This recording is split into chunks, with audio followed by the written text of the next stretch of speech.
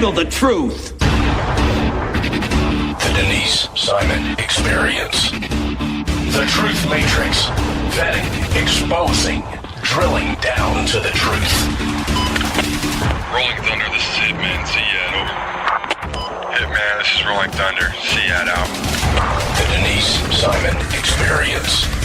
Exposing politics, lies, demagoguery, spin, fraud. Grid to suppress. Mike Charlie, 4 tree 5, 9er 2-1. Grid to mark. Mike Charlie, 4-7 tree 9er, 8-9er, out. Promoting individual situational awareness.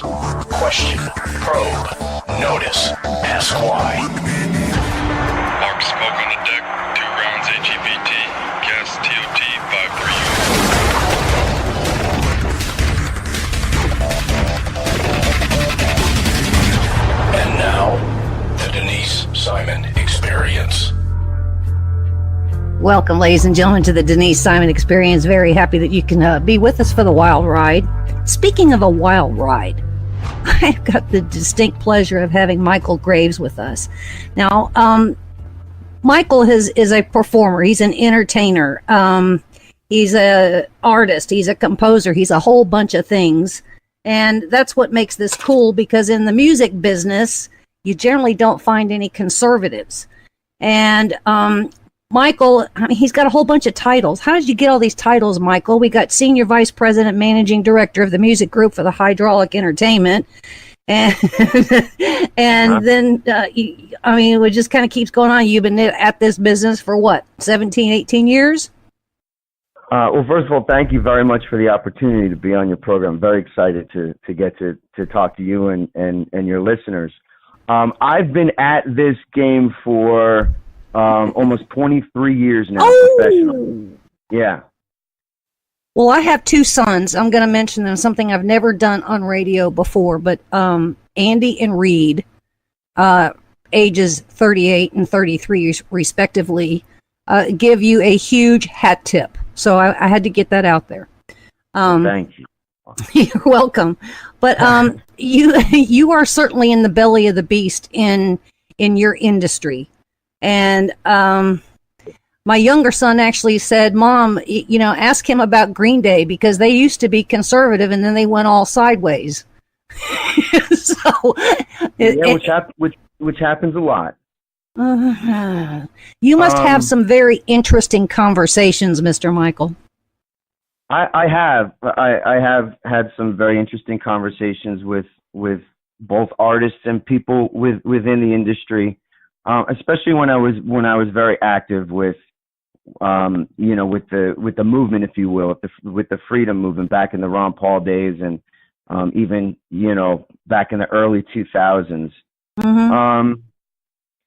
But indeed, I am in the belly of the beast because of I make rock music. I'm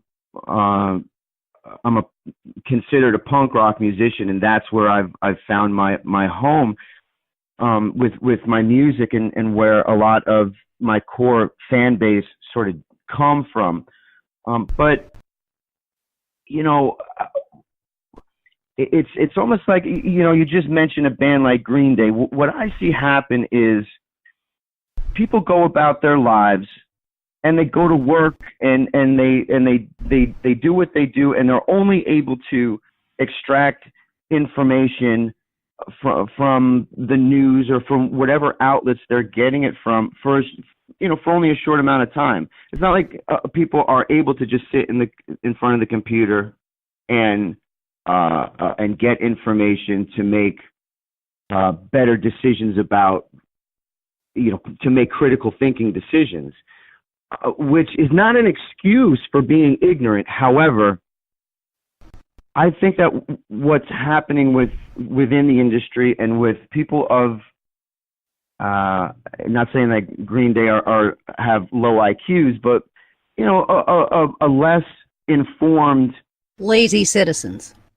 Sure, a less informed, lazy citizen is just going to extract information that they see coming over, whether news outlets, and boom, get the sound clips and then run with it and form their opinions around that. And that's what happens within the industry.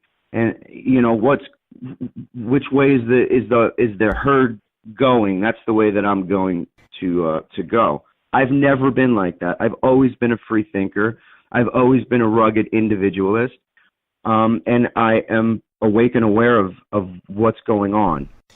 You just said two words that are extremely important, and I was delighted to hear them. And you said critical thinker, because people aren't applying that quality, that work. They'll look at a headlines and think that they understand it, and then they clearly don't. And then there's not a lot of context, or the full story is not there. That we've pulled out of the Paris Agreement, and so we're all going to die because of bad water and bad air, which is hardly the case, correct? That's correct. Right. Now, you and I both know that we can have a conversation about the whys and hows of that happens within populations, but I think boiled down, it's because everybody are really plugged into the matrix, and they've been taken out of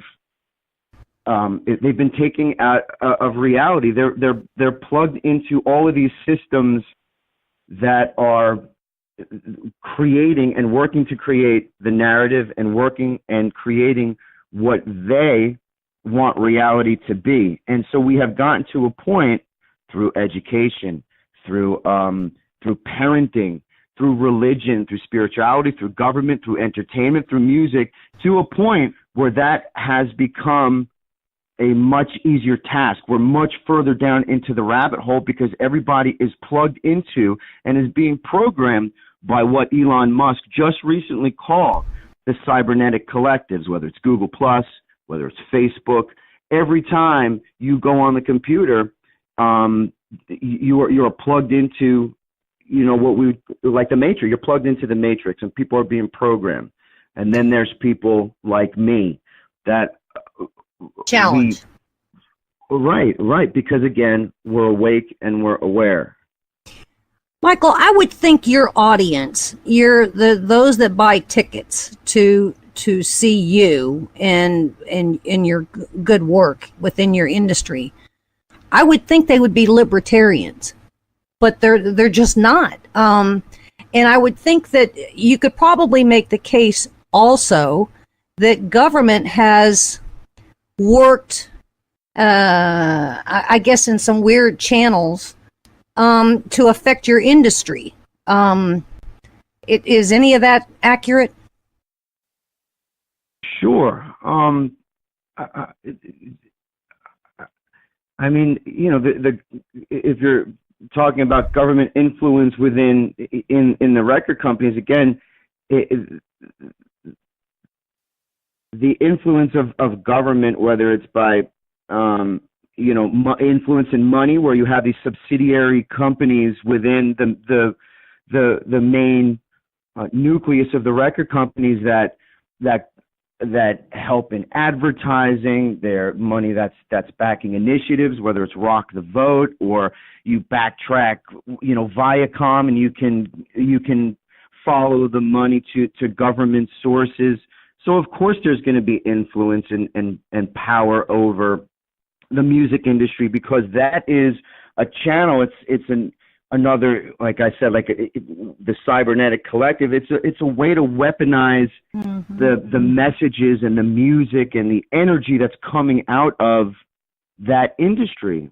And it's demonstrative, because all you have to do is turn the television on, whether it's the Emmys, the Grammys, or back to what we said, a band like Green Day, or even, I was just having a conversation about Bono from U2, one of the biggest humanitarians on the planet, who he's working for the other side and he doesn't even know it, which there's some ignorance in there. Yes, the industry that I'm in are all of those things. I was struck in doing some poking around on your history and whatnot on the band titled Social Distortion. And interestingly enough, that's really what we have here today, is social distortion, correct? Yes. Yeah. Yes. I think that's true. So how did we get here? Is it, you mentioned education before, that, that our behavior is being manipulated. What kind of forces are you seeing in all of that, Michael? Again, I see education, I see parenting, I see the lack of spirituality, but I also see the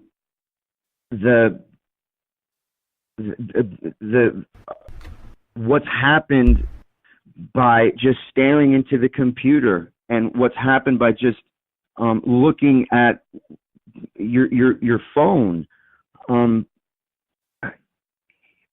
People are being dehumanized. I mean, truly, we walk around, we go from city to city, and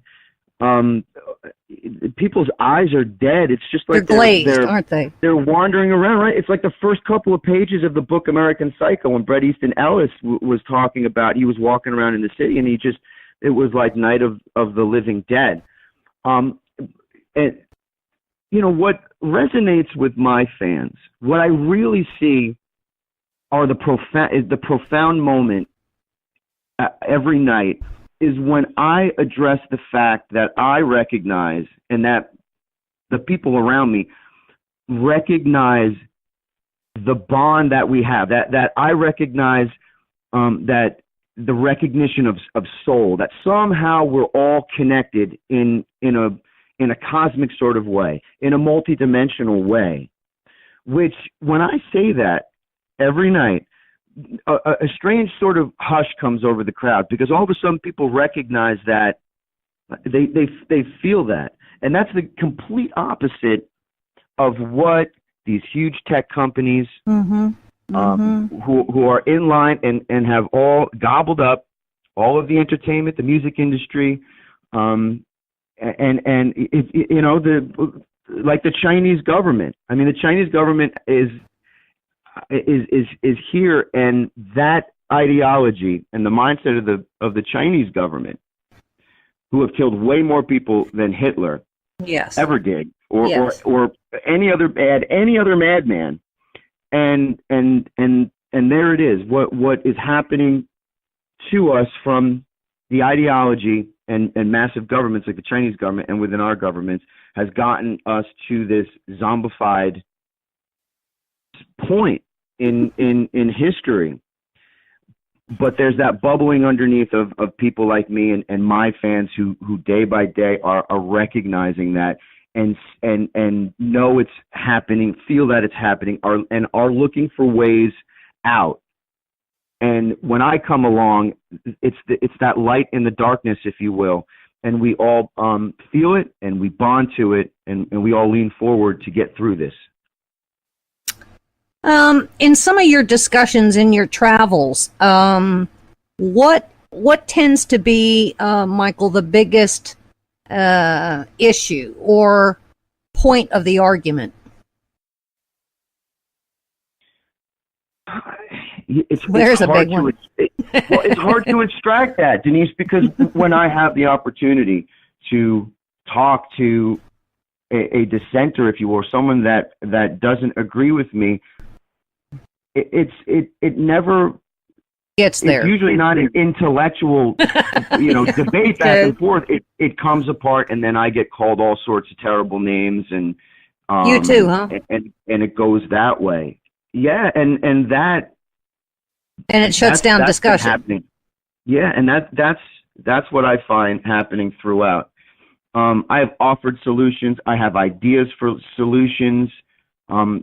Whether it's, again, you see something happening like what happened with Mike Ness and Social Distortion and the violence that came from a confrontation that Mike Ness had. Again, so, my solutions directly to a network like MTV, and back in the day it was some other music network. Yeah, I remember. Was to start to develop programming that has opinions like mine, opinions, for example, like Billy Joe from Green Day, people like me and Jello Biafra, who are opposites but can talk, people like me and Henry Rollins, and to have debate like that and put that out for the young and old minds to see within the entertainment industry, so that we can continue the animating conflict of ideas, and have that battle in an intellectual way instead of punching each other in the face and demonizing one another to the point of violence.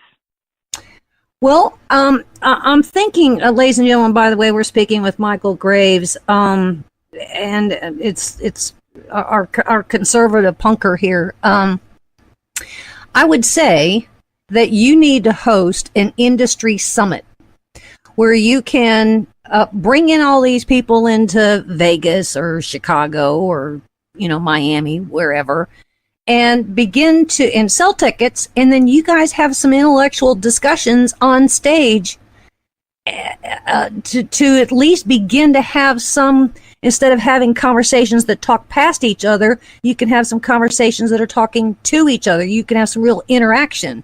How dangerous would that be? I love that idea. I do. It would probably be covered as some sort of Nazi gathering, yes, or some sort of crazy white nationalist has called a summit. but yes, conference. Of course, something. Right. There are solutions, and there are ways, the ways forward to make productive gains within the problem. And I've been to China. I've played in China, Beijing, and I've played. I've had to sit there with a board of government officials, yes, and play for them and give them my lyrics and be interviewed by them. So I've experienced that sort of thing firsthand with an authoritarian government. It is not pretty. It is not fun, but it is as real as the conversation that you and I are having right now. That's one of the problems as well, is that people are so taken back from reality and they don't have history. So Auschwitz and, just saying Nazi and all of this. Caracas, Venezuela, it's like Damascus, Syria. Yeah. It's just like Disney to them. They say those things, it rolls off their mouth, and they go about their day. And it's not a real thing. But it is. And are you frustrated? It's a real threat. I'm You're exasperated. I am. I'm frustrated because in a lot of ways it's frustrating to see that our society, our nation, our country has gotten to such a perilous point. I mean, the whole world actually has gotten to such a perilous point, and so it's frustrating to continually see the arguments going back and forth. It's incredible. Yeah, the arguments are out there, but there's not some kind of common thread in it all, and there's not a solution, and there is not a handshake at the end either. It's almost more polarizing than ever. I'm with you on this, Michael. I'm trying to see if there's any kind of I don't necessarily want to use the word hope, but an off-ramp here maybe. And I'm not seeing it. And I think that's part of my frustration. And I think I'm hearing the same in your voice. I definitely am frustrated because all of the answers and all of the truth that we need to understand where we are and what we need to do and how we need to move forward is there. As much as I'm frustrated, I have peace and I am calm in my soul because I know that I'm on the good side. Christ is my Savior, and so I have been promised beauty for ashes, and no weapon formed against me will prosper. I understand what the end result of all of this is, and so as frustrated as I am that I see good people and other folks out there in the world stuck in that matrix, I have peace and calm in my heart. There's not a lot of people that can say that, can they? That's true. That's true because they're lost. they're lost. Truly, the step one, people have to recognize and open their eyes to God, and move forward from that, and understand history. I mean, just understand history and look. You know, my grandfather fought in World War II. That wasn't that long ago that the whole world was at war, and for the same cause had swept over this entire planet. There's people still alive that remember that.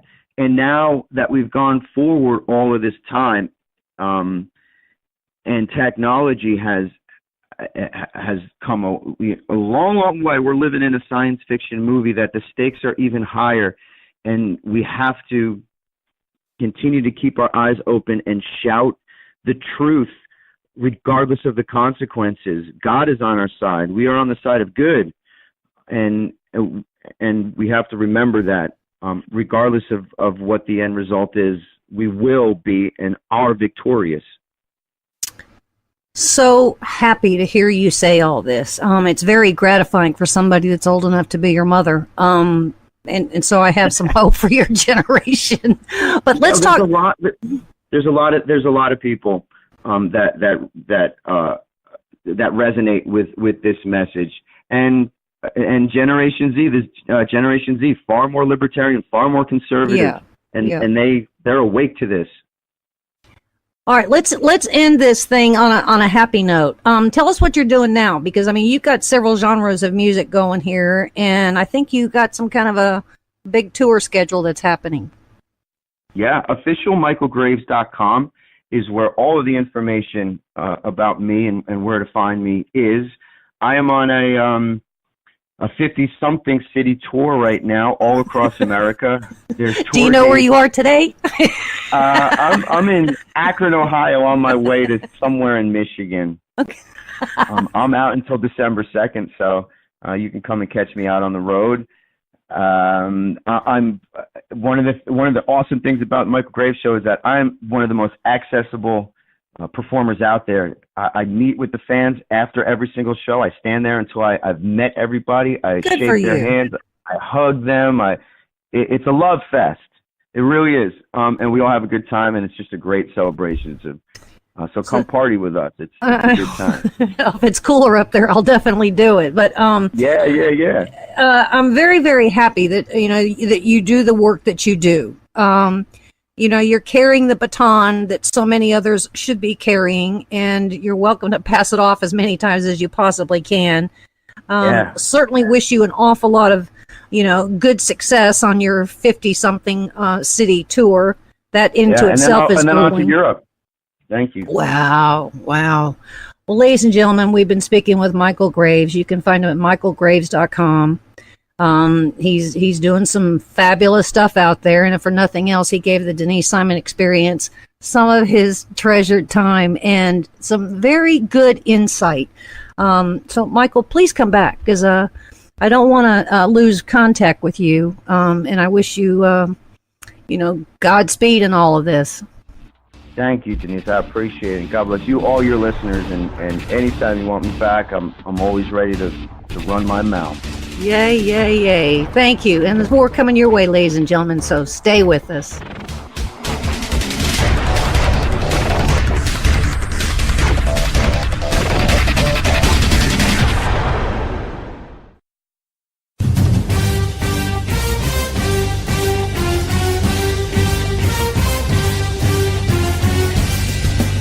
You are about to join Don Newen, co-host of Cowboy Logic Radio, and Denise Simon, host of the Denise Simon Experience, for a weekly situation report, or SITREP. 18 hours a day, Denise Simon lives her life as an intel analyst. 18 hours a day, Don Newen lives his life in the world of rock and roll. 1 hour each day, Newen receives a daily SITREP from Simon. Welcome to the Drive Time Situation Report. Fasten your seatbelt. You're now in Don Newen's car, and he is calling in for his SITREP. Check the Talk America Radio schedules for showtimes at talkamericaradio.us. Let me talk to you, black people. When you vote for blacks and put them in office under the banner of the Democrat Party, please explain to me what black people get as a result. This was not a nap that we have been taking. We are in a coma. You know what the interesting thing about pensions is? That's today's money given to people who ain't doing nothing for you today. Get off that black Democrat tit that they've been sucking on. Your country is being stolen from you, and the promise is being stolen from your children, and they're telling you it's all right while the rest of the world is trying to lap us. Well, why are we doing so poorly? 2 words: teachers' unions. Are you kidding me?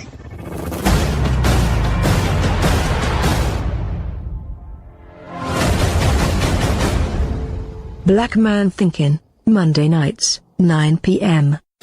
Hi, this is Donna Fiducia, co-host of Cowboy Logic Radio. For 28 years, I was in the mainstream media, most recently as an anchor at the Fox News Channel. No more. Ladies and gentlemen, the mainstream media has completely failed the American people. Radio networks like Talk America Radio will not fail you. Radio shows like Cowboy Logic Radio will not fail you. Check out the entire roster of over 60 weekly radio shows by visiting talkamericaradio.us. That's talkamericaradio.us.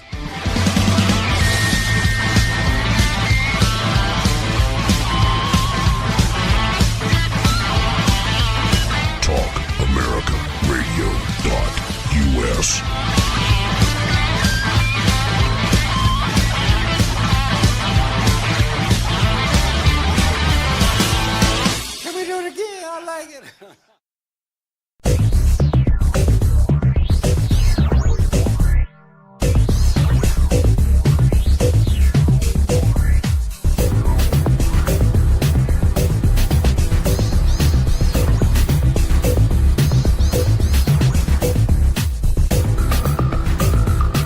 And welcome back, ladies and gentlemen, to the Denise Simon Experience. Very happy that you could stay with us. Please join me and give a big round of a welcoming applause to Kimberly Fletcher. Now, Kimberly is the president of Moms for America, and you can find that website at momsforamerica.us. Kimberly is actually the president of Moms for America, and she's an Air Force wife and a mother of 8, so she's definitely a mom. But and I would also say thank you for your service via your husband, because wives and families, I think in a lot of respects, do just as much service to the country as those that are in the military and wearing a uniform. So thank you for that. You're welcome. I appreciate that you recognize that as a military wife. I completely agree with you. All right. We got a couple of things we want to cover here today. And so, Kimberly, first explain to us Moms for America. Moms for America is a national nonprofit organization for women, and our whole entire goal is to build a foundation of liberty in the homes of America through the mothers of America, to raise a new generation of patriots and heal our nation from the inside out. It begins at home. That's everything else is failing us in society. The one place where we still have a powerful voice is in the home. Home is the center of society, and mothers are the center of the home. So that is where we focus all our efforts. Yes, well said. And so what is particularly fascinating is your mission objective here is to, I would also maybe phrase it as install or plant the seed of real patriotism in the home and in the family, correct? Yeah, when all the things were going on about, not standing for the national anthem and not pledging the flag and all these kinds of things, we put out a post on Facebook that was huge. It went viral. It was so huge because it obviously resonates. And it was simply a picture of a bunch of boys in baseball uniforms pledging a flag, and the caption said, "If we teach them why we stand, they will never question whether or not they should." That's the reason why we focus on building that love of liberty in the hearts of the homes, because our children are told we don't pledge the flag in school, you don't, kneel to protest these things. And the thing is, the national anthem, and as a military wife, I can really attest to this, the national anthem is what protects all those rights and justice and equality for all. So every time they take a knee, they're actually protesting the things that they say they're fighting for. And I want to teach our children that these things represent, it's not just a song, it's not just a flag, they represent ideals, and ideals that are unique in all the world, that mean freedom and prosperity and liberty and equality for everyone. And I want to be able to get that message into the hearts of moms, because when we give them their history and their heritage back that's been stolen from us, they get excited and on fire, and they want to share it. We are the keepers of the culture, and hope for the future is reflected in our vision. So whatever we want to see, we're creating it today in our homes and in our families. We literally have the power to turn this around in one generation, and we empower moms to be able to do that. I don't know what the right ratio is here or a statistic, but I would say that really education, 90% of the education happens in the house in some form or fashion. And I think it's almost perhaps even unmeasurable. And what they learn in a school system is really just textbook kind of things. I mean, it's, it might be math, it might be chemistry, those kinds of things we don't necessarily, but life skills and history in context is really taught in the home, isn't it? It is. It's the example as much as anything. That's the reason why our resources are so coveted, if you will, why so many women come to our website to receive this information, because they're the stories that go to the heart. We tell the story of America, and in schools, they've made it all about menial dates and names and battles, and who cares? But we tell the story of the people and the events that shaped us and unite us, the stories that unite us as a people and define who we are. And the unifying factor of telling our story is very powerful, regardless of how you got here. Once you are an American, those stories are the things that bind us. The Declaration of Independence, the Constitution of the United States, those are the very foundation that unite us as a people. But we're not learning those things in school. It's not promoted in society. In fact, our children are taught the very opposite of what is in those documents and what our history and our heritage is about. And I can tell you for a fact that not only the mothers of America, but the children and youth of America are tired of the old, boring, humdrum, depressing message of racism will never end, women will never be equal to men, the planet's going to explode no matter what we do, and it's just like, no! So they're hungering for a better message, and so they come to us and receive it, and it's exciting to see them get excited about our history and our heritage, and the sense of identity and belonging that's always been theirs. Wow, I don't think I could have said it any better.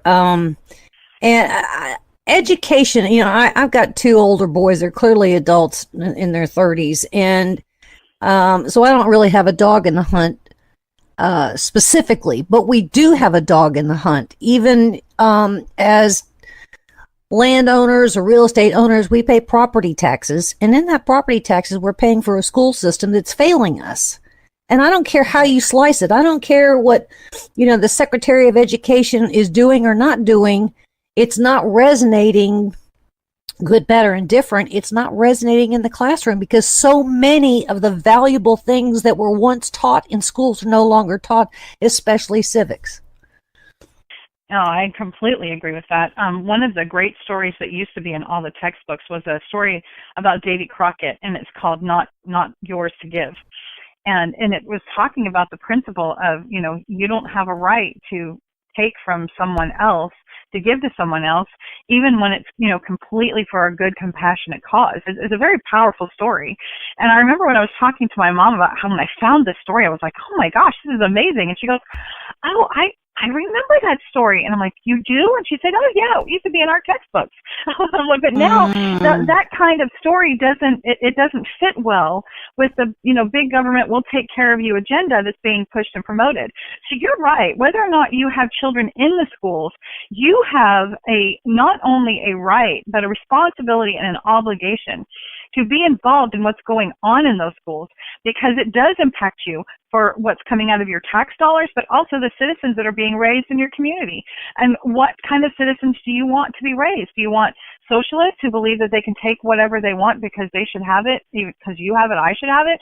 Or do you want someone who realizes the value of work, who wants to serve their community and openly because they desire to support their fellow men instead of being forced to do so, because that just embitters people when you're forced to, have compassion. It never works. So we have a responsibility to the schools, to our educational system, and we have a right to be in those schools. And it drives people crazy. The principals and the staff in our school district have been pretty cool. But a lot of times, parents and citizens in our communities feel like there's like these big iron gates in front of the school doors that say, "Thou shalt not pass between these hours," and that's not true. We can go in and we can sign in at the office. We can actually sit in the classroom and monitor a classroom. We can look at the textbooks and see what's being taught. We can go to school board meetings and participate. I mean, there are ways that we as citizens who don't have children in the school system can be involved. But we as parents who do have children in the school system need to understand what is being taught. What books are being provided to our children? What is in those books? And have conversations when they come home from school. There is nothing that they are going to get, no matter how evil or deceptive or anti-American it is. There's nothing going on outside the world, outside our homes, that cannot be countered, curtailed, or healed inside our homes. So if we strengthen those homes, teach those values and those principles in our home, it will counter and combat everything that is being pushed on them outside. And they'll be a light to those around them. So Kimberly, help me with this one though, because I think we have at least one, perhaps two generations that were the product of questionable education syllabus, such that even the parents of some of these adults, they don't have a concept either, do they? No, they don't. We have, unfortunately, your generational count is a little low, and I hate to say that, but we have about 50 years. 50 years. How many generations of mothers is that? 50 years that this has been just bombarded on us. And while the transition has been slow, the information has been put in very quickly. So it's transitional, what has happened in our school system with the kind of history and civics that they're getting. Just as an example, when I go and I speak, I will stand before an audience and I will say, I can tell you within 5 years how old everybody in here is. And they'll be like, what? Is this kind of a magic trick? And I'm like, no, I'll just ask you one question. How many of you have heard about the Great American Melting Pot? And everyone who raises their hands, I'll say, you are at least 50 years old. And a couple of them, like maybe two in the crowd, will raise their hand and say, no, I'm not. And I say, well, that's because you had a good mama. Because what they're teaching now, it used to be, we're the Great American Melting Pot. And they even had, Schoolhouse Rock, the Great American Melting Pot. I mean, that was the thing. And we all come together from all different countries and cultures. We bring those cultures with us. We bring those ideas. It's not like we abandon them. They become a part of who we are. But we become one people with one language, one flag, one constitution, and we unite together. And it's powerful. But now what they teach is we're a tossed salad. We're all different. We get thrown in this bowl, but we never blend together. And we start having the hyphenated names. And when that first started, the people were like, what's with the hyphenated names? And I'm like, okay, all right, whatever. Now you can see, 20 years ago when they started the hyphenated name thing, everybody thought it was innocent and no big deal. And now what we see is that tossed salad. We're all thrown in a bowl, but we can't get along because we're this thing and we're that thing and we're that thing. And they're doing it by religion and race and sexual preference. And I mean, it's crazy. Tribes. We're becoming tribal. Yeah. Well, that's exactly right. And the divided country can be conquered. So there is an actual orchestrated effort to do this, regardless of what the purpose or objective is. It is an orchestrated effort to divide us, to conquer us for socialism, communism. I don't know, but it's obvious it's orchestrated. So, Kimberly, when mothers come to your website, what are they? I would say in some cases they might even be desperate. But what are they really looking for? So obviously they've got something that lit a fire in their belly, and they're looking for some kind of misery loves company situation, some kind of solution. I mean, do their reasons vary? They're pretty solidly standard. They want truth, they want a better message, they want connection, and they want a voice. Those are the four things that they're seeking, and some will outweigh others. Sometimes it's a story that they saw on the news, or when the shootings happened, they came for somebody tell me what the heck is going on and how we stop this. Sometimes they come to one of our events and they get empowered and they're like, oh my gosh, I want to be a part of this. So there is a sense of identity and a sense of belonging that they're hungering for. Mm-hmm. When they see what's going on in the country, they think there's got to be something better. What they don't know is that there already was. And so when they come to our site, what they're seeing are the resources where they can get back what was and learn how to get back there. And really, I think the most empowering thing is when they come to one of our events, or they come to our website, or join a webinar, whatever they come for, they realize, one, they're not alone. Exactly. And two, they get the answer. Here's the answer. The answer is home and family. Let me just tell you, there's this revolutionary idea that will blow your mind. When we sit down and we talk to these moms and we say, America was not started by a government. That's like this crazy thing. What? It's like a big light bulb moment, because they've been taught we didn't have one. Is a big government. Yeah, we started as a government out of convenience and to be well organized. We divided into states and then it was divided. And I'm like, no. We started with families, united together in communities, who then formed a colony that became a state, and then to protect ourselves from forces without and be able to do commerce within, we united as a nation. But each state is a sovereign state, and they're like, what? And I'm like, yeah. So this is like a huge revolutionary, revelation to them. And so when they realize that, when I say families founded America, families can save America, when they realize that everything that those who would destroy the country are going after our education, our families, our churches, our schools, and we're ignoring all those things, then they're like, oh my gosh, the answer is simple. We just start in the family, raise a new generation of patriots, teach our kids these things, and in one generation, our kids rise up and go, no, we're not doing these things anymore. We're raising stronger children. Frederick Douglass has a great quote. He said, it is easier to build strong children than to repair broken men. And that's what we are doing. We're raising and building strong children who know liberty, know its cost, and are willing to pay the price because they're strong and they can do it. They come for that. That's what the mothers come for. Woo! How many times do you get asked to substitute teach? A lot. I had a feeling. I would even think some teachers would be, visiting and asking for some help here, because, really good teachers, I think, are recognizing the voids, the flaws in the system. And, they want to take some higher ownership. Would that be right? Yeah. In fact, we have a lot of teachers who have contacted us thanking us for the resources that we have. We have a section of our site called the American Heritage Center, and it has all kinds of resources on the Constitution, on the Declaration of Independence, our history and our heritage, and it has a Patriots reading list.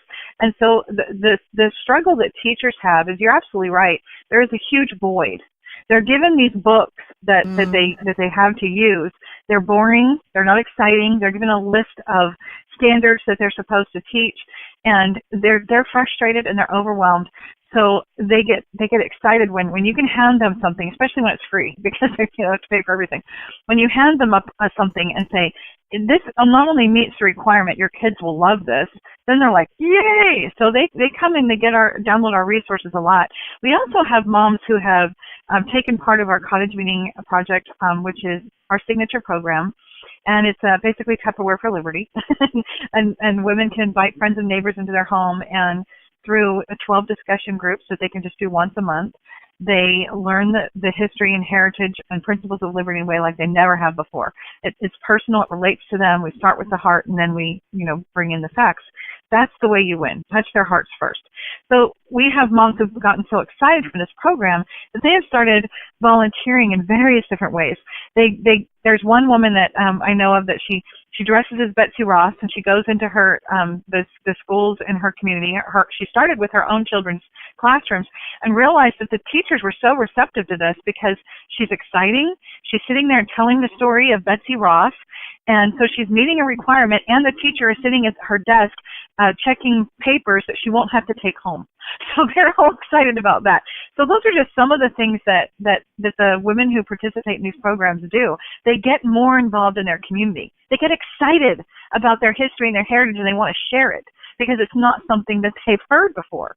So it's literally like just light bulbs and passionate excitement popping in an explosion, and then they go share that in their schools and their community, and it just catches like wildfire.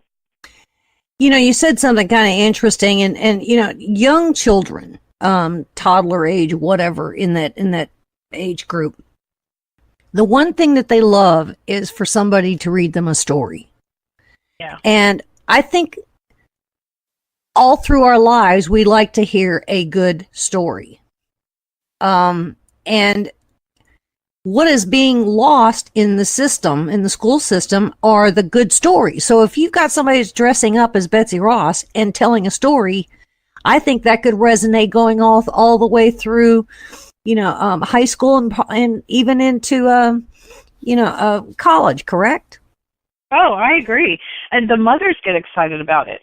We had a reading group where we had a couple of different moms who came in, and one was dressed as Betsy Ross, one was dressed as Abigail Adams, and I'm trying to remember who the third one was, but they dressed as three different women in colonial history. And the biggest feedback that we got was from the moms as we were leaving. They're like, oh my gosh, I didn't know about all these women in history. And I'm like, oh, there are hundreds of them. There are hundreds of stories like this.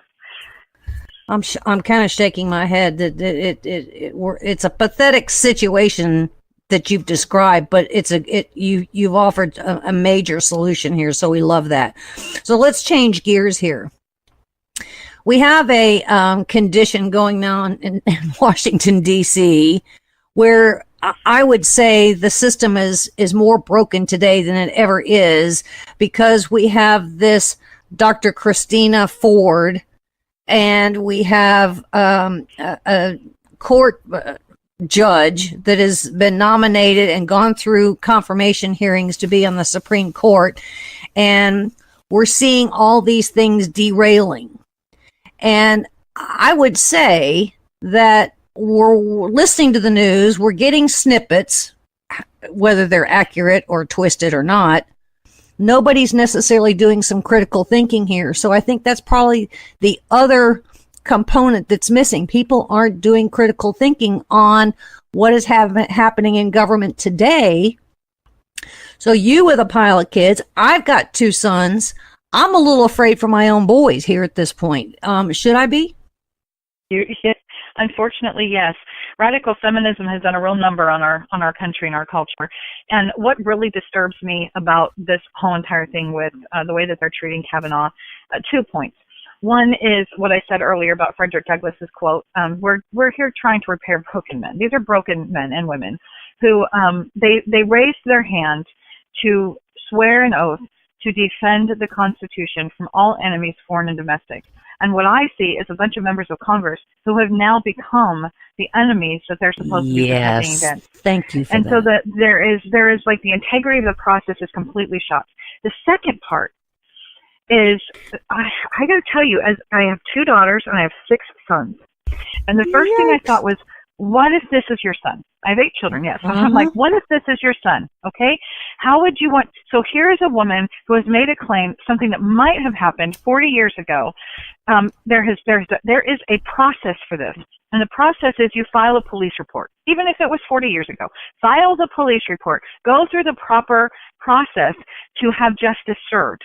You do not make demands to the FBI and to the justice system or the Judiciary Committee saying this is what's going to happen and this is the way you're going to do it because I just said that something happened and you're all going to listen to me.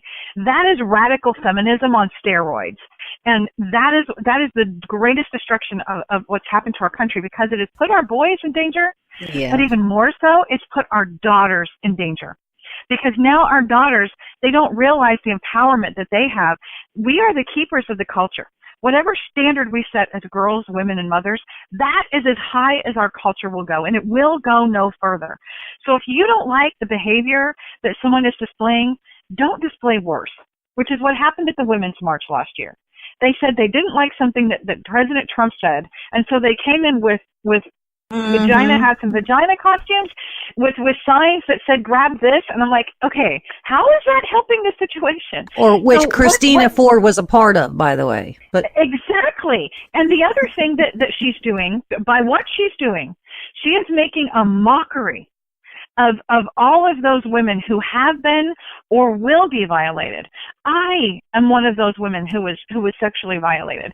And you don't choose whether or not you're victimized, but you choose whether or not you remain a victim. And I chose to not remain a victim. No one's telling our girls this. You don't have to remain a victim. You empower the person that victimized you when you do that. Empower yourself and let it go.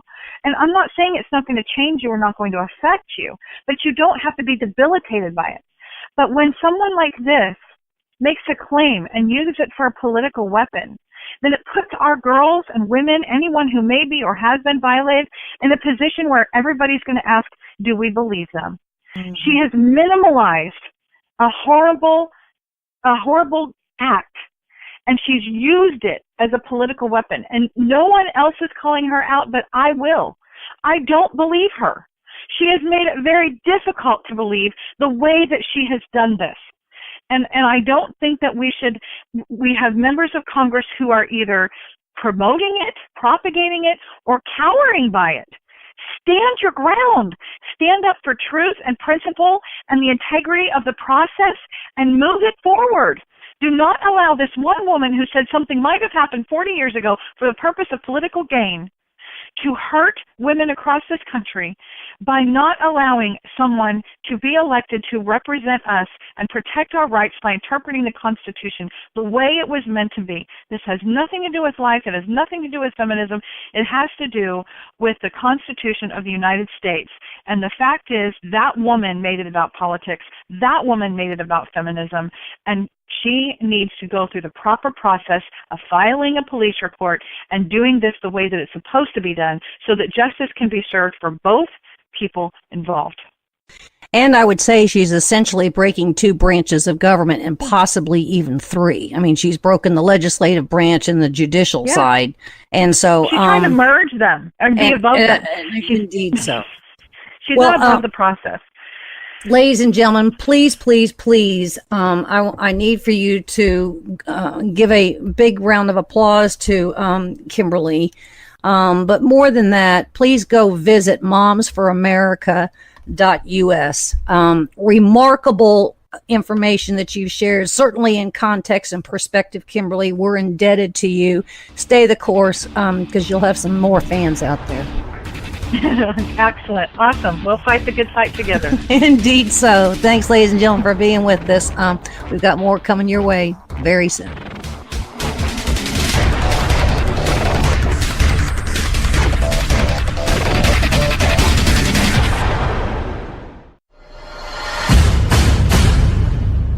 You can't handle the truth. The Denise Simon Experience. The Truth Matrix. Vetting, exposing, drilling down to the truth. Rolling Thunder, this is Hitman. Ziad, over. Hitman, this is Rolling Thunder. Ziad out. The Denise Simon Experience. exposing politics, lies, demagoguery, spin, fraud. Grid to suppress, Mike Charlie, 4 tree 5, 9er 2-1. Grid to mark, Mike Charlie, 4-7 tree 9er, 8-9er, out. Promoting individual situational awareness. Question, probe, notice, ask why. Mark smoke on the deck, 2 rounds HEPT, gas TOT 5-3. And now, the Denise Simon Experience. Thanks, ladies and gentlemen, for hanging with us here on the Denise Simon Experience. Woo, I'm so excited with my next guest, Karna Bodman. Now, Karna, she's got quite the resume. She served as the White House Deputy Press Secretary and then Senior Director of National Security Council under President Reagan. Now, that was during a fascinating time in our history that she went on to be the highest ranking woman in the White House staff. And she's the Senior Vice President of Public Affairs firm before she started publishing, I would say, a novel. But we're going to talk about her book, Trust But Verify. So, Karna, thanks so much for being with us here on the Denise Simon Experience. Well, thank you, Denise. I'm very pleased to be chatting with you today, you and your listeners. This is great. You know, I normally don't have fiction authors on. I have nonfiction authors, but we're in a time and place, I think, Karna, where I almost hate to say this, but what is truth right now, in some cases, is fiction, and what is fiction, we think is fiction, has become truth. We don't know where we are. So I often say we wouldn't know the truth if it was right in front of us, would we? Well, I do agree. It is a heck of a challenge these days because what one has to do, I think, no matter what, whether you're a reader of books, fiction, nonfiction, or the newspapers, or online, or listen to television, you really have to do a ton of research, but mainly you have to listen to people whose views and opinions and honesty you trust. That's a very important point here. And that trust list is getting skinnier, isn't it? Well, I know what you mean, but there's something about books in terms of fiction versus nonfiction, and that is that some time ago, we're going to talk about my 5th book, which we'll talk about in a minute, I hope, Trust But Verify. But the previous 4 books, there's all a series, continuing characters, and they've all been revised, re-released over the summer as a lead-in by my new publisher here. But one time I got lucky, and one of those books was featured on the Today Show, and they said, they had this great line, I wanted to share it with you. They said, well, since Karna's books are all written from her experiences inside the White House, she's got all the settings and the people and all of that, and they're all about contemporary threats. Instead of calling them fiction, why don't we call them faction? I kind of like that line. Ding, ding, ding. I do too. I certainly do. I'm real delighted with this book because I think we need an escape, and I think we need to read a little novel. But given the premise of your book, I'm not sure we're going to be able to escape. Well, let me put it this way. I do write. There are 2 things with my writing, and anyway.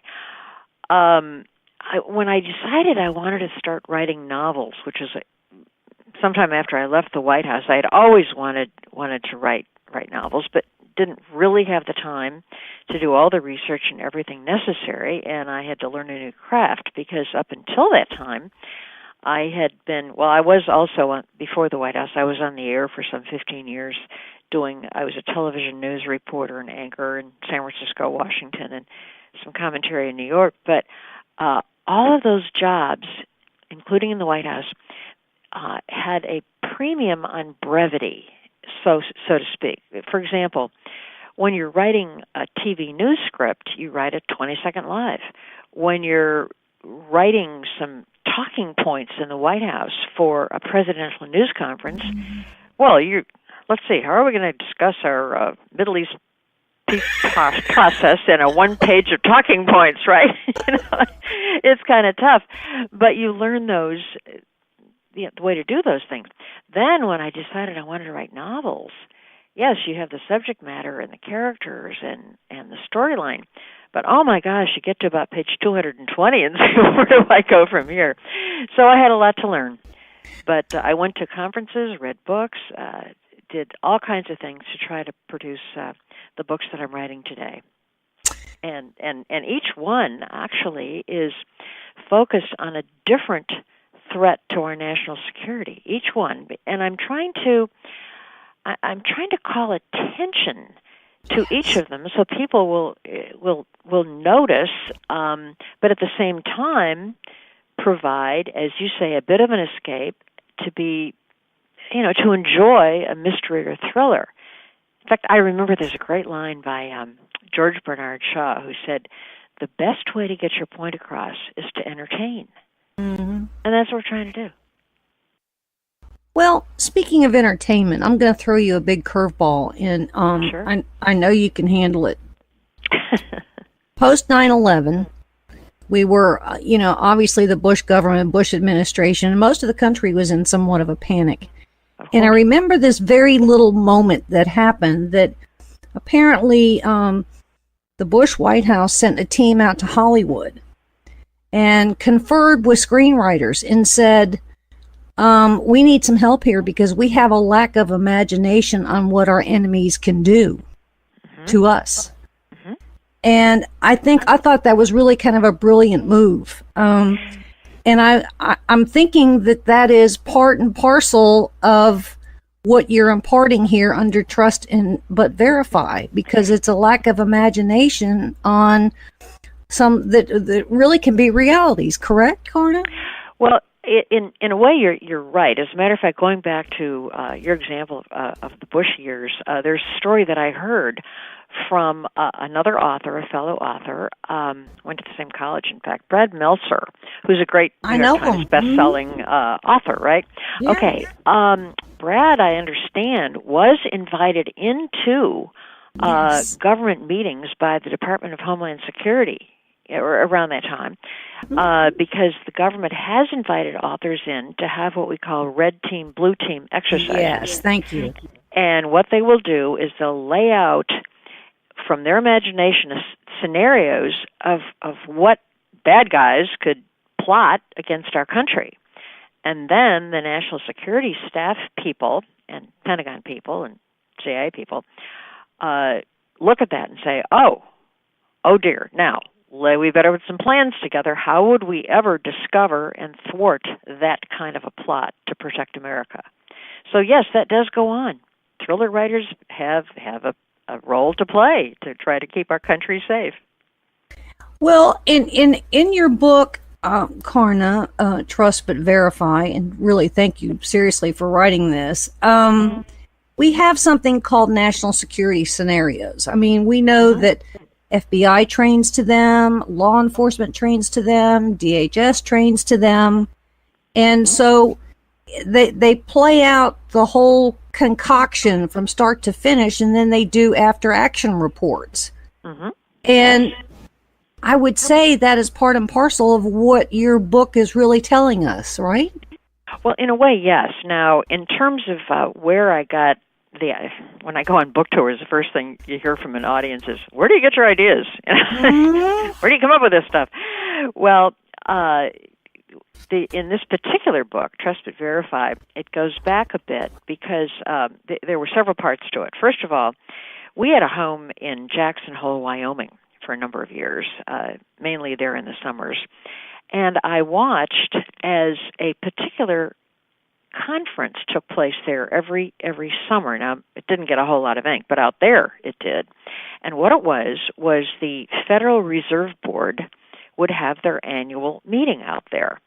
And they would invite all kinds of financial leaders from around the world. You would have the finance ministers of Great Britain and France, the people from Goldman Sachs and J.P. Morgan and economists, and all these top financial types were there in Jackson, Wyoming, for their meetings that go for several days, discussing the future of the economies of around the world. Okay, so I watched that unfold every summer. And I got this idea about a novel. Okay, now put that aside for a moment. Now, I married that up with another experience and observation that I had, and this goes all the way back to the Reagan days. I've been fascinated with operations, as we all are, going on in Russia. It went back to when I attended arms control talks with the Soviets. Met with General Secretary Gorbachev, all the kinds of Russians, went to summit meetings, watched the wall come down, the dissolution of the old Soviet Union. Then much later, traveled to Moscow privately on a business trip with my husband, saw the operations of the Russian mafia, because they're very overt, as a matter of fact. They all prided themselves on wearing black turtleneck sweaters, I was told, and we see them around the hotels. And then later, watching Putin come into power to try to put it all back together again. So then, later, following headlines and all the rest, I watched how things evolved, and you had some 100 today Russian oligarchs making fortunes. And that was all under the wing of Putin, really, who controls their access and deals and money and so forth. Okay, put that together with the Jackson Conference. And then I saw, okay, a lot of these oligarchs and people close to Putin have been sanctioned, because of bad behavior. They're bad guys. Some of them doing illegal deals.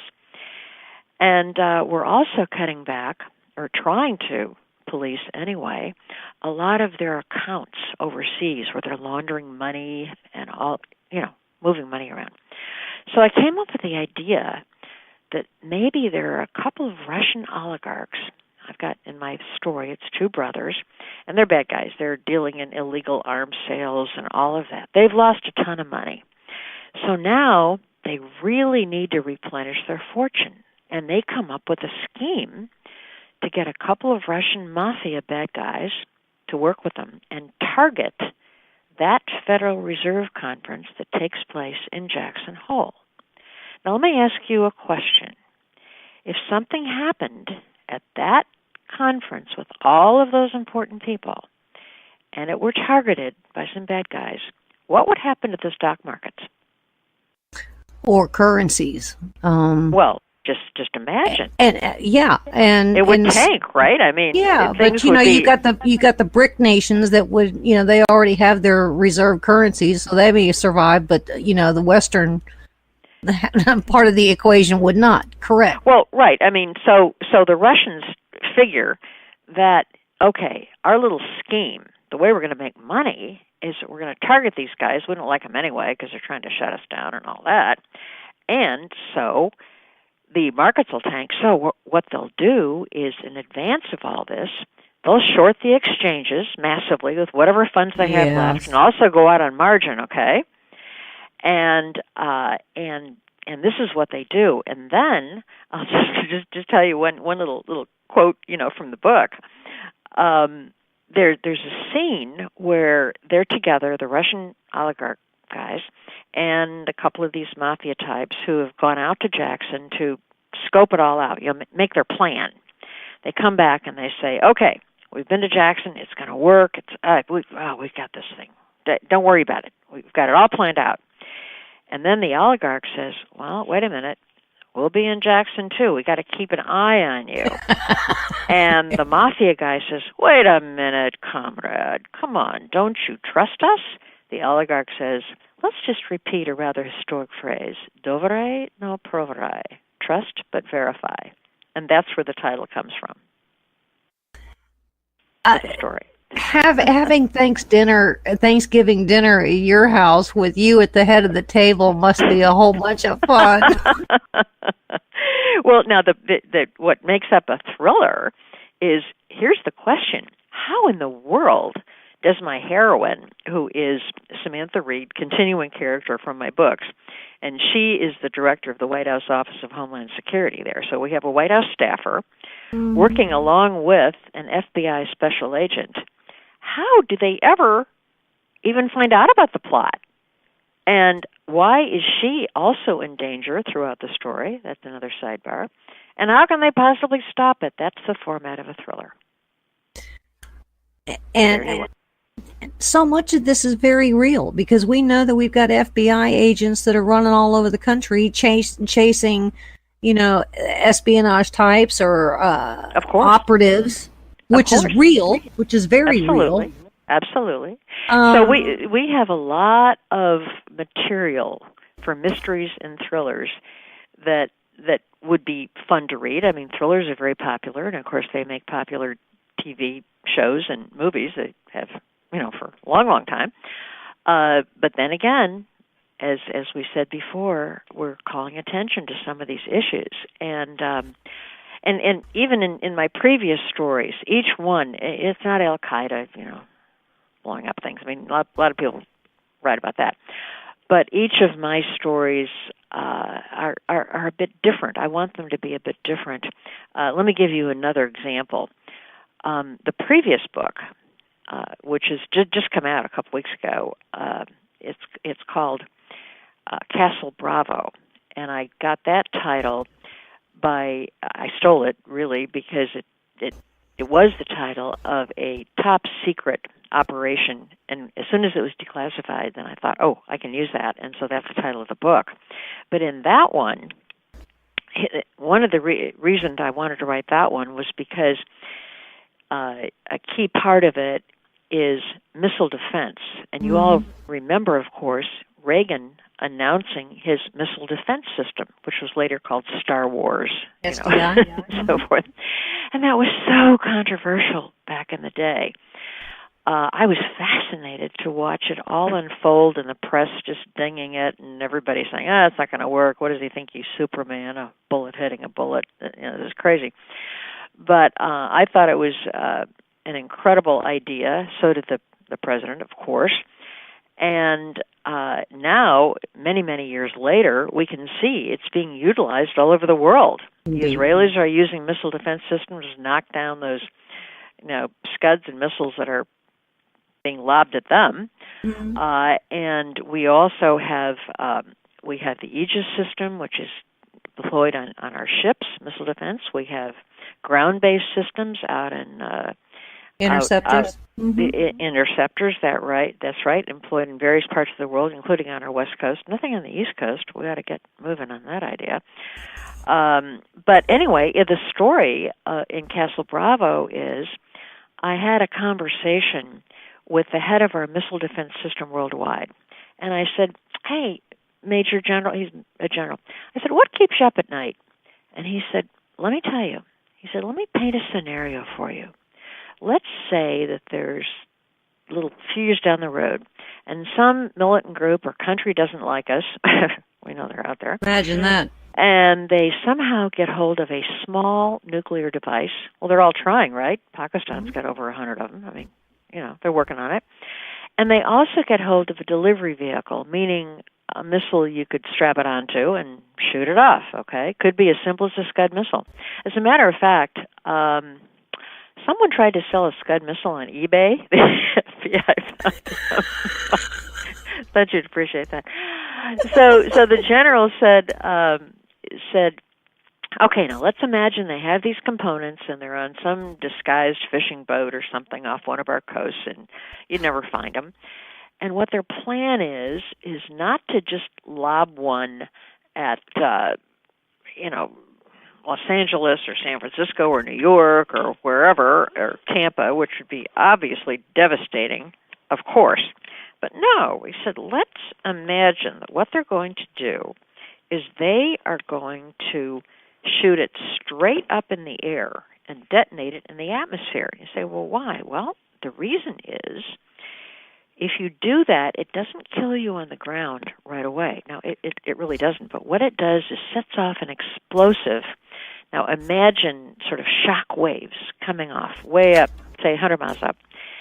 And that shock wave is called an electromagnetic EMP. pulse. EMP, you got it.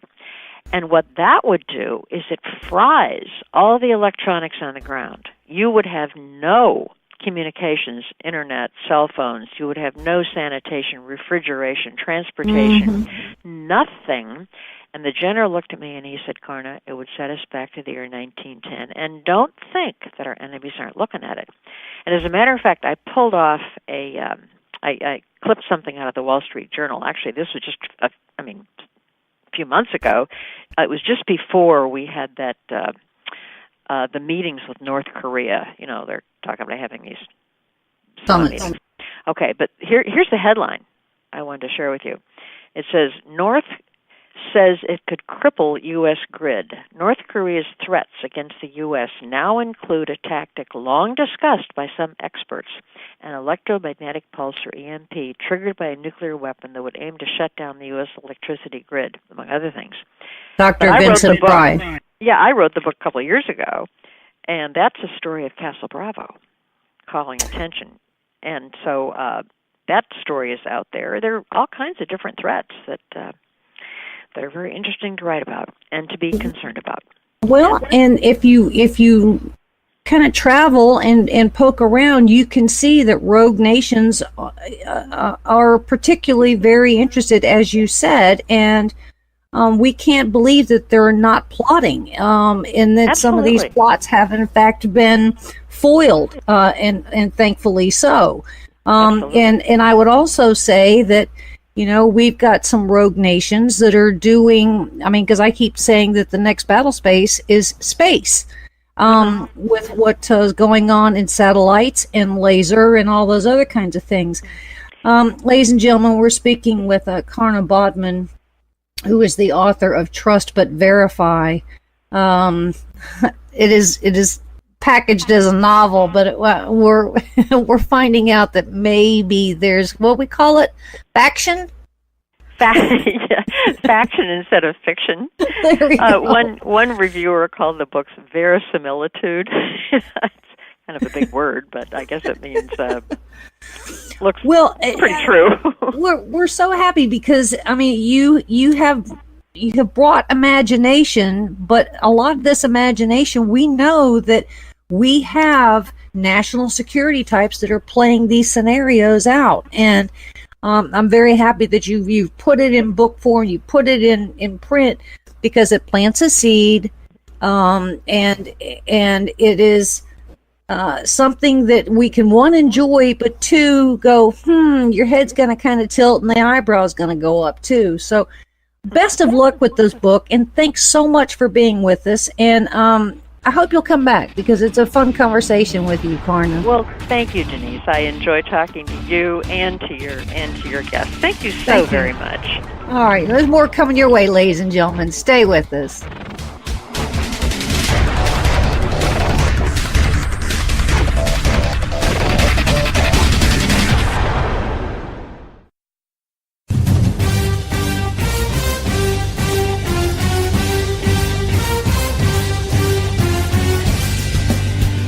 About to join Don Newen, co-host of Cowboy Logic Radio, and Denise Simon, host of the Denise Simon Experience, for a weekly situation report, or SITREP. 18 hours a day, Denise Simon lives her life as an intel analyst. 18 hours a day, Don Newen lives his life in the world of rock and roll.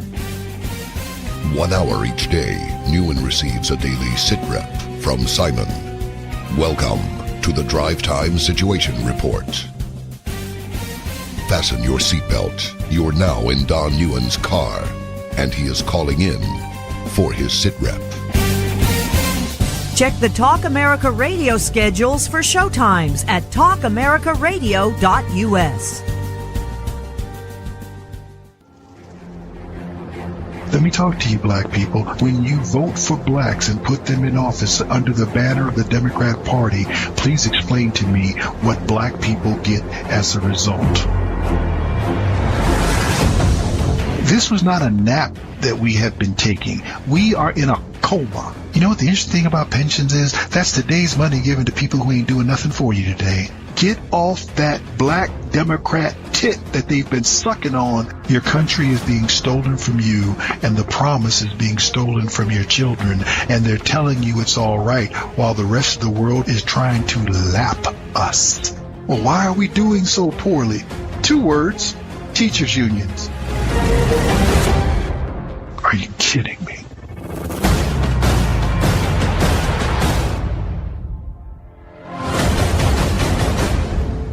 Black Man Thinking, Monday nights, 9 p.m.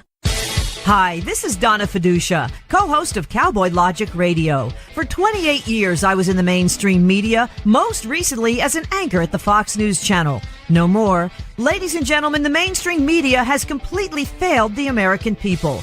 Radio networks like Talk America Radio will not fail you. Radio shows like Cowboy Logic Radio will not fail you. Check out the entire roster of over 60 weekly radio shows by visiting talkamericaradio.us. That's talkamericaradio.us.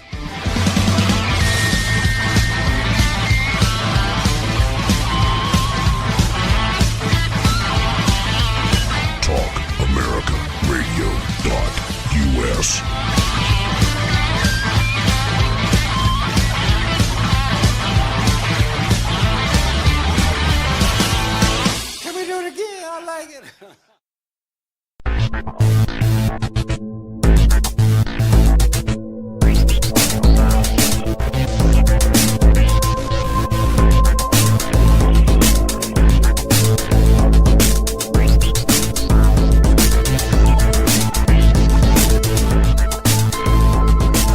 Thanks so much, ladies and gentlemen, for staying with us here on the Denise Simon Experience. You know, I've decided that this particular show this week was full of accomplished people.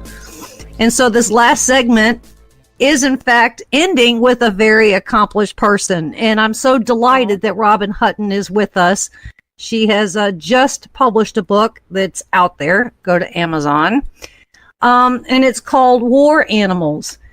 And, you know, Robin, thanks so much for being with us here on the Denise Simon Experience. And I would say that in the time of all the stupid headlines that we've got going on out there, your book is kind of a reward for those that choose to read it and must read it, I should say, for enduring the nonsense that's out there. So Congratulations on War Animals. Well, thank you, Denise, and thank you for having me today. I'm very excited about the book, and it is filled with over 70 stories of these amazing war heroes that served during World War II, the feathered and furred animal heroes that served with our Allied forces. And it's stunning, their stories. And yes, it does make a nice little reprieve from the craziness that's going on now. Oh my gosh, it's just nuts. I would say, though, what is particularly fascinating, Robin, is not only is your research about the animals, but they're the people that had to partner with them, their handlers. Right. I mean, there's a certain kind of innocence that goes on when you have a relationship between a human and an animal. And right. I'm particularly, because my last name is Simon, I'm particularly interested in the cat. I know which one. Indeed. We have this swimming cat. I happen to have a cat, and it isn't a swimmer. Oh my gosh. So I know. tell us Simon about was just Simon. Amazing. But you know, and I just want to back up for a second, because you're absolutely right. What I love about this book, and what I really try to focus on, is that by learning these wonderful animal stories, you do learn about parts of history that you wouldn't normally learn about. And you learn about what these brave men and women did who served alongside these animals. And it was just a stunning time in our history when all of these programs started, and in World War II. And Simon the cat was this beautiful black and white tuxedo cat that served with the Royal Navy. And he was on a ship called on the Yangtze River called the Amethyst. And this was at the time, now it was just on the outskirts of World War II, but Simon's a war cat, so he had to be included in this book, even though most of the other heroes are World War II. But he was on the ship when it was attacked by Mao Zedong's PLA. And in this shelling of the ship, the captain was killed, 21 sailors were killed, Simon was severely wounded, as was most of the remaining crew. And so once they found Simon and they were able to take the shrapnel out, and he had singed his fur on his face, and he was really dehydrated in bad shape. Once they got him to sick bay and stuff, he became a therapy cat. He's actually the very first therapy cat that's recorded, in the sense that he would jump up on the bunks of the ailing sailors and knead his paws and purr. Yes. And just did that, and by him doing that, he too felt better, because he could tell that the men really, really liked it. And so when he was feeling a lot better and up and about, this ship had been stuck on the shores of the Yangtze River for over 100 days. And every time it tried to move, they were attacked. And so what happened were the rats were starting to come aboard the ship. And they really threatened the food supplies, and there was also fear of disease. And so what Simon did is, when he felt better, he started catching at least a rat a day. And when he did, it also boosted morale, like, this is a good cat. And so he saved the food supplies with all that he did. And so when the ship finally made a run for it, and they're heading for Hong Kong, the newsreels were just running the story about this courageous crew and what they did. And Simon was part of it. And as the ship pulled into the docks in Hong Kong, a little old Simon comes walking down the gangplank with his crew. And it was just this amazing, amazing thing. So Simon was awarded this wonderful medal. It's called the Dickon Medal. It's the People's Dispensary for Sick Animals in Great Britain have been awarding this award to animals since 1943, and it's known as the Victoria Cross for Animals. And Simon was the one that received it back in the day, and he's the only war cat that ever received this wonderful medal. Okay, now Robin, it's so cute. Here, it is. And I have a visual, and I'm sure my audience has a visual too, of this cat, in all of its pomp and circumstance, and right. the cat's got some honor to him. You can kind of tell. But what possessed you? Was it the animals, or did you just happen to hear a particular one or two stories that said, there's more out there when it comes to pigeons, or when it comes to horses, or it comes to obviously dogs. I mean, dogs have been out there forever, but did some pigeon come land on your shoulder and said, you need to write about me, Robin, or what? Write me. Yeah. Yes. What happened was, my very first book was on a war horse named Sergeant Reckless. Mm-hmm. And Sergeant Reckless is the most, was so heroic during the Korean War. She was just this little mare that a Marine purchased to help his men carry ammunition up to the gun sites during the Korean War. And she was so heroic, she's listed in Life magazine as one of our all-time greatest heroes. And I nominated Sergeant Reckless for this PDSA Dickon Medal back in 2016. And she was awarded it. And so she's only the fourth horse in history to receive this medal.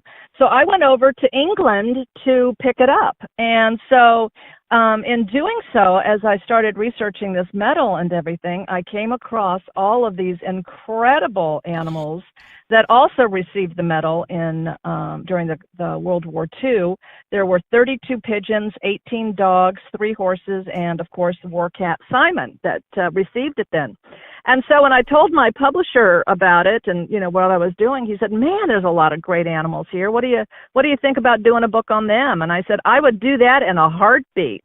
And so it kind of started from there, and then I had to give it an American angle since those animals are mostly British. But I did include our war dog program and some of our war dogs. And there was an American pigeon named G.I. Joe back in the day who flew 20 miles in 20 minutes and stopped the planes from taking off on the tarmac to bomb a city that had been taken over by the British, and saved the lives of over 100 British soldiers. It truly is. And so, I just started looking at all of this, and really wanted to do all of these animals honor. And so it's just been a fun ride. The book I tried to keep it a fun read, but very respectful, and you learn a lot about history, Yes. but there are some fun moments about it as well. And it started me off on this wonderful journey to find ways to honor these animals in every way that I possibly can. And one story is just as remarkable as the next. I mean, it's true. I mean, it's not one that stands out above all the others because they all have some kind of heartstring, honor, bravery, stick-to-itiveness to it. Isn't that right? Yeah, exactly. It's wonderful. And, in World War II, and I'm sure you'd feel the same way about this, Denise, in World War II, we did not have a war dog program set up. Right. And it was just a stunning time in our history. And after the bombing of Pearl Harbor, a poodle breeder named Arlene Erlanger got together with her Westminster Dog Show friends and the American Kennel Club and said, we got to get the dogs involved in protecting our country. And she wanted them to guard the munitions plants and airports and factories and, things that could have been open to sabotage and stuff. And so she and her friends started Dogs for Defense, and they made a national cry for people to donate their personal dogs to the War Dog program. Now, I don't know about you, but you touch my Misty girl, and it's going to be World War III. My dog is not going to war. But these people donated their dogs. There were only over 40,000 dogs that were donated. And, of course, not all of them made the cut. It was narrowed down to 20,000. And then out of those 20,000, actually, just over 10,000 served with the Army and the Coast Guard and some of the Marines. And then the Marine Corps set up their own war dog training program and had over 1,000 dogs that went over and served in the Pacific and in Europe. And it's a stunning time in our history. And these dogs were phenomenal, absolutely phenomenal. Well, it's very, I mean, when you come to animals, they're very neutralizing in a lot of respects. Yes.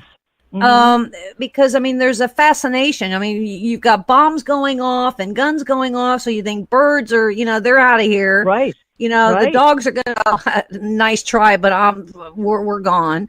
Right. You've got horses that'll bolt and they'll take off, right, but not so much. I mean, it's, there's a certain soul to these animals that I think that you've discovered here.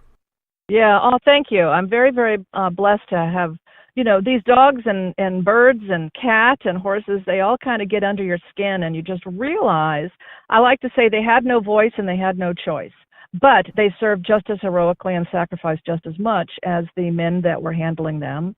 And, there was there's two dogs in particular that really tore at my heartstring. One was a dog named Chips. And Chips is the most decorated war dog in American history. And Chips actually received the Silver Star for his heroics in the invasion of Sicily. And it's stunning what this dog did. I mean, he stormed the beach when the men were landing and they were being attacked by a pillbox. And the men hit the ground and Chips broke free and ran and jumped in this pillbox, just oblivious to all the barrage of bullets and shells that were landing on the beach. And the men heard gunshots inside the hut, which scared them to death. They thought Chips was shot. And then suddenly the Chips comes out of the pillbox with the gunner by the neck, and three other men are surrendering. Yeah, three other men have their hands in the air surrendering because they thought this dog was going to kill them.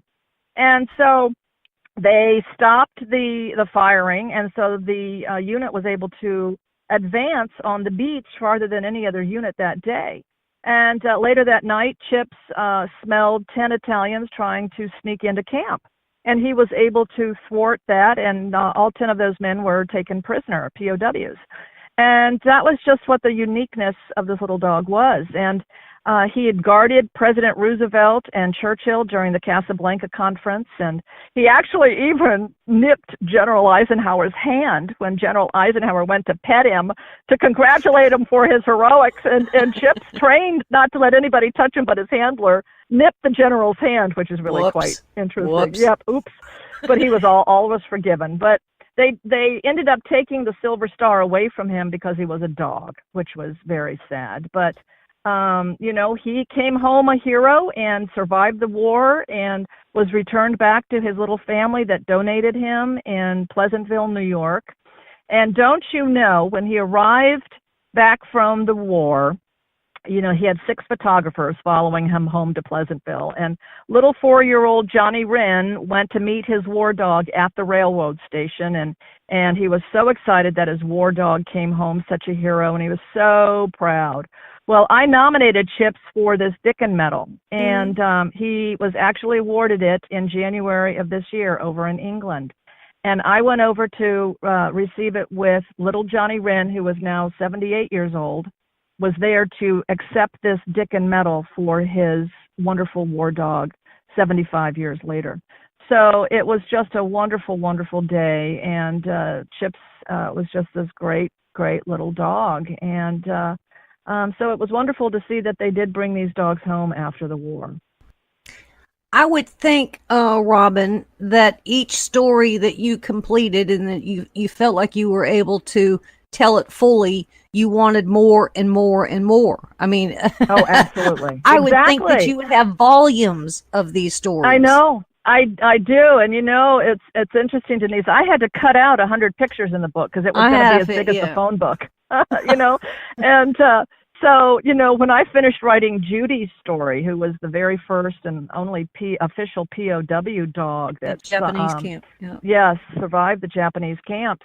When I finished writing her story, Denise, I cried for 3 days. Stop. She survived the war and she had a great life after. That's not what I cried about. I cried about her love for her person and the men that she was in camp with and what they did, and just her survival and tenacity and love. It just makes your heart just sing, and you get inspired by these animals. You truly get inspired by them. I see you doing a very busy year tour to schools to tell a story or two to students. You. I hope so. Yeah. I mean, I really do. Yeah. It's so important. I see you having a big, huge cameo on the TV show Animal Planet. Oh, your lips to God ears, girlfriend.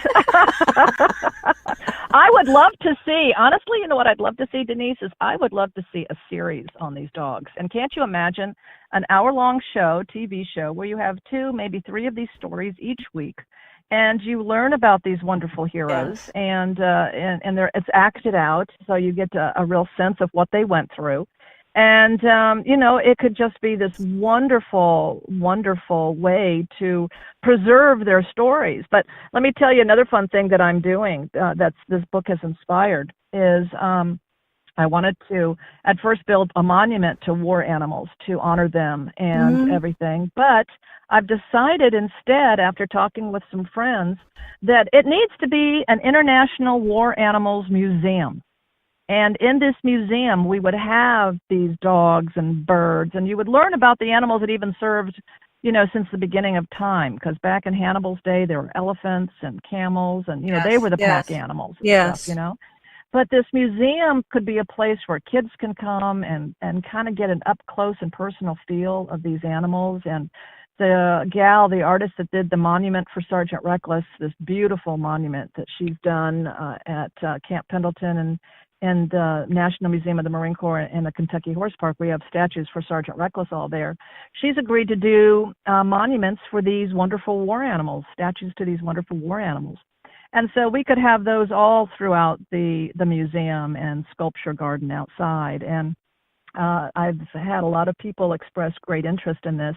And that's going to be a wonderful, wonderful thing, because you need to preserve these moments in history. It's our history, and we need to have them. And, we don't want this to get lost. And children relate to the stories because they're of their animals. And so a lot of this stuff isn't taught in the schools anymore. So no, it's not. They have a real chance to learn. They have a real chance to learn some of the wonderful dogs of the greatest generation that it was called back in the day. And I'm very, very excited to honor these animals. Ladies and gentlemen, we're speaking with Robin Hutton, whose book is War Animals, the Unsung Heroes of World War II. Robin, did you have a sense writing this that your book ends up really being timeless? Because I mean, it's there for generations. It's not just a, not only because of the animals, but because of the stories. I mean, you've added a whole different twist that, 50 years from now, 2 or 3 generations down the road, your book is still meaningful. Relevant. Yes, thank you. No, I really do feel that because, I made a very, very strong effort to get to all these different archives, the National Archives, the Coast Guard, the Army, the Marine Corps, the Raider Division. I even went over to England to the People's Dispensary of Sick Animals, to their headquarters, and I went through their archives because I wanted to get the history right, and I wanted to get as much history as I could. And I hope that, a lot of times I would have to make the story shorter just because I didn't have the allotted space. But on my website at waranimals.com and these materials that will come out of the museum will include so many of the more details and the pictures. I mean, I've collected hundreds and hundreds and hundreds of pictures of these animals and in that time, and the training and, the different kinds of war dogs that were trained and how, and, it's just a fascinating piece of history. And I think that this information needs to come out and needs to be made available to everybody. And so that's what I hope to do. But thank you. I do feel it's an evergreen. It will always be available. And I hope it is the book people go to want to learn more about these incredible animals. How long did it take you to do this? Because I'm hearing the research and the travels and the archives and the files and the people. Mm-hmm. So this had to be not only a love of yours in order to do this, but I think you ended up loving it more than you thought you would over whatever period of time. 2 years, 3 years, 5 years? Yeah. Actually, it took me 7 years to research and write the book on Sergeant Reckless because she disappeared from the page of the history, and I had to reach out to the Marines that served with her and everything. And so I actually got the book proposal approved for this one in December of 2017. 2016. And I started, so it was a year of doing the research and the writing, which is a very short period of time for me to do. So the book consumed me to try to get it out there and done and in the time allotted because we wanted it to come out, this fall. So it really just took over a year to write and then went through the editing process. And here we are, basically 18 months later, the book is out and available, and I'm just so excited. I would imagine you are going to be a very busy person, not only doing book signings, but and radio interviews. But I would say that you're going to be in demand because we have all these veteran organizations.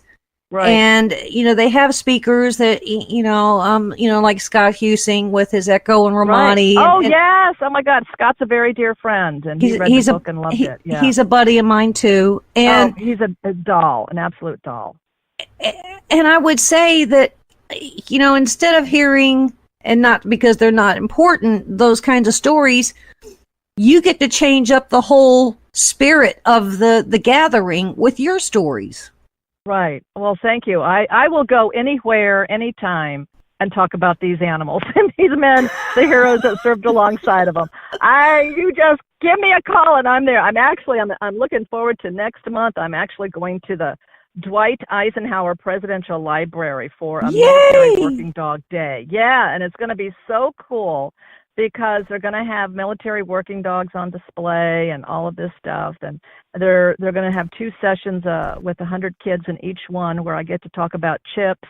Because of what he did to Eisenhower, the Eisenhower Educational Foundation. Well, what's awesome is that the Educational Foundation, the Eisenhower Educational Foundation, has done a beautiful packet on Chips and the Dogs for Defense and the history. And I was blown away by what they had made available for teachers to use about the history of, the World War II and chips and biting Eisenhower is very, very cute. So I'm going there, and I'm really looking forward to that. And but I will travel anywhere to talk about these animals, because I just think it's so very important for us to learn. And also, animals give us a sense of, we learn about empathy, and we learn about sacrifice and everything, and they can be such a comfort. So they have no expectations, do they? They just want a pet. They just want some water.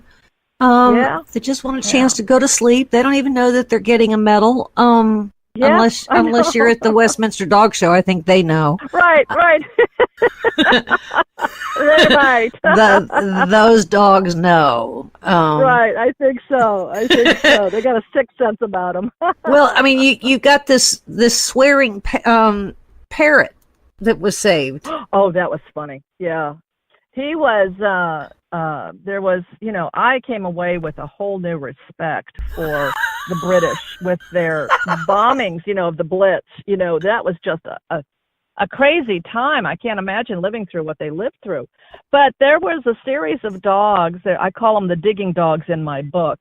And these dogs, when the bombs, hit these buildings, they would go in and try to rescue people that were underneath the buildings. And they had this one dog, Peter. He was a Scotch Collie mix, beautiful little dog. He goes into the building, and he could go into the smoking buildings, where it was just still smoldering and stuff and hot and everything. And so he hears somebody crying out, and just loudly crying out and swearing and everything else. And so they're digging and they're yelling, we're coming, hold on, we're trying to get to you.